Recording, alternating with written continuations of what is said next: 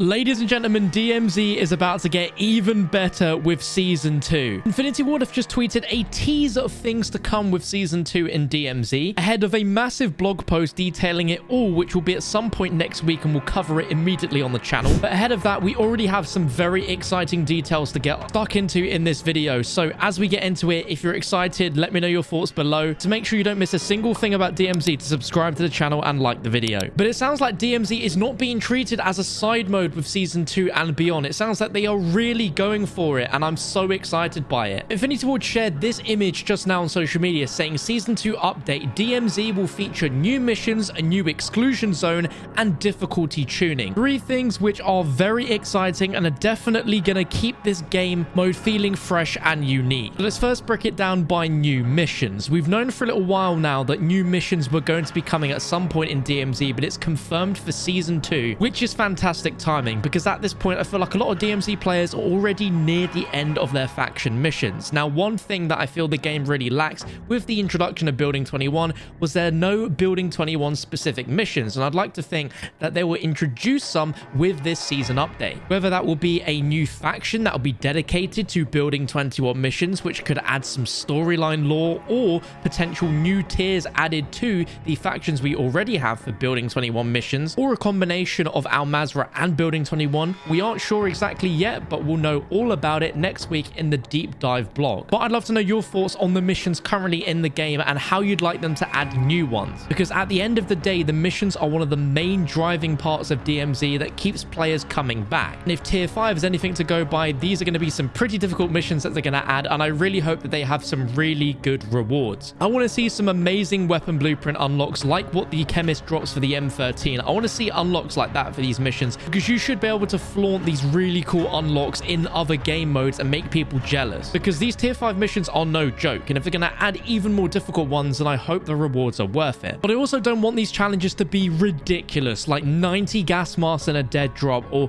extracting with several thousands of ammo, or killing operators with the worst build of a gun you've ever seen. Like, I get they want to make it difficult, but sometimes it's just a little bit silly. Let's try and find a good balance. But I think one of the most exciting parts about that tweet as well is new exclusion zone. Now, this wording is a little bit vague as it isn't clear what it is meaning, but Infinity Ward are basically saying that a new map is going to be coming to DMZ. Now, we've known from leaks and rumors that the new Warzone 2 Resurgence map is also playable in DMZ, but it's not been confirmed. This highly suggests that that map will be playable in DMZ, and it's being described as an exclusion zone, which, if we look at the definition of it, it's an area in which unauthorized people are not allowed to go. There could be a similar barrier to entry like we see with Building 21, but through some other mechanic that isn't getting a key card. What you have to realize as well is that DMZ is still in beta, and when we get into Season 2, there's going to be 3 playable maps. I would not have guessed that from when the mode launched in November. That is incredible support from the developers, and it obviously is a very good sign for the future of this mode, and I will be so surprised if they can keep up that cadence of content every season with a new map. But it's hella exciting. Me personally, I'm still not bored of playing DMZ on Al Mazrah, but I do get excited for those 3 days a week where I can play Building 21. It's a really fun close quarter space, but this new map, this Resurgence, is going to be somewhere in the middle. I can't wait to discover the map's weapon case Easter egg and what the bosses are like and just everything. I'm so happy that DMZ is getting so much content. Going back to what we spoke about new missions, I am very sure that we will get missions specific for this new map included with this update. Now, an image of this new map leaked about a month or so ago on the internet, but for obvious copyright reasons I can't show you it, but we can talk about some of the areas on the map. Right in the middle there is a remake of a classic World at War multiplayer map called Castle. It's going to be surrounded by pink cherry blossoms, and it's going to be awesome going back to such a iconic part of this Call of Duty world within DMZ. Some other notable POIs is a town center, an industrial ruins, greenhouses, apartments, a beach club, a port, a shipwreck, water treatment, and residential. You can get around most of the map by boat or by vehicle, but there's only one set of roads. Now, one of the most welcome changes coming with Season 2, and I'm so glad that they're openly talking about this, because I feel up until now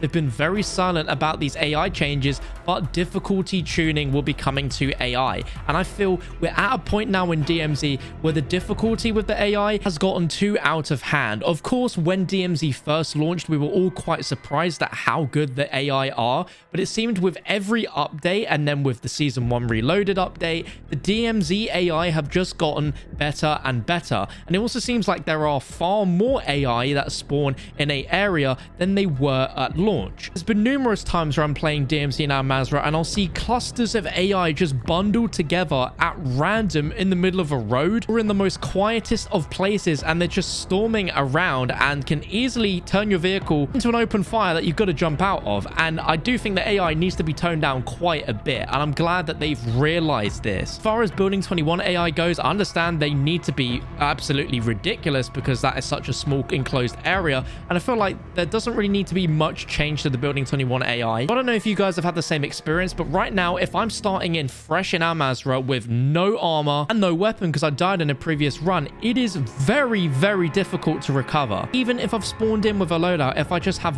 one plated armor vest, I am literally a dead man. And it gets really frustrating trying to then regroup in another game and then dying again with my second insured weapon slot, and then I have to wait 4 hours before I can get that back. IW have clearly shown that they can tune and adjust the AI at their will at any moment, and I feel for the last few weeks they've left them on veteran plus mode. Like, they really need to chill. And there's been a lot of recent times where AI have literally just been floating in midair. I think it's a really hard balancing act because we've kind of gotten used to how the AI are, and obviously we don't want them to be too easy that it's a cakewalk, that the mode becomes boring and there's no challenge. But obviously there needs to be a little bit of adjustment here, which they've clearly noticed and are going to be doing with Season 2. Now, talk about all these features like as if it's coming to DMZ really soon, but the season was just delayed until February 14th, so we're still about 3 weeks away from getting all of these amazing changes in DMZ, which does suck a little bit. By the sounds of it, this is not going to be a small update to DMZ. Like, this is going to be absolutely huge. I'd love to know your thoughts in the comments below if you agree with my opinions on the AI, or if you think they're actually fine, you're completely happy with how they act right now, and that people should just learn to get good and adapt. But for the most part, these bots are literally like CDL players that have snorted all the G Fuel in existence, and they can just shoot you through everything. So I'm glad they've realized and they're going to be tuning it. But I feel like there are still a few other things I'd like to see in DMZ personally, such as when you kill someone and you're looting their backpack, you can actually take the backpack, because if you have a small or medium backpack and you kill someone that has a large one, surely it makes sense if you're going through their backpack, you can take the backpack and equip it yourself. I also think it'd be great that if you exfilled with a backpack inside your backpack, you can then choose to equip it for a future run. So if you do die and you lose everything, you can at least go into a future game where you have a backpack in your contraband that you can use. I've also seen people request that if you exfil with multiple self-revives, you can take those into future runs, and I feel like